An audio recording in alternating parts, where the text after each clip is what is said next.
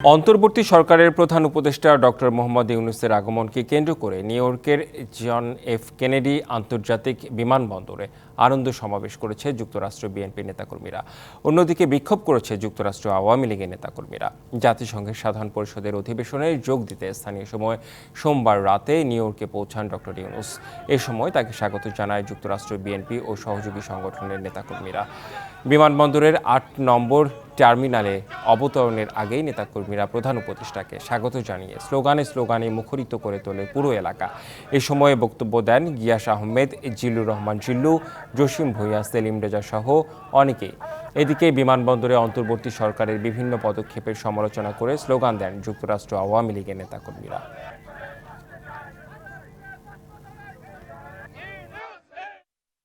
স্বাধীনতা বিরোধী শক্তি আওয়ামী লীগ ক্ষমতায় এসে ৭১-এর যে মূল চেতনা, গণতন্ত্র, ভোটের অধিকার, বাক স্বাধীনতা, সামাজিক ন্যায় বিচার সমস্ত এই প্রতিষ্ঠানগুলিকে ধ্বংস করে দিয়েছে।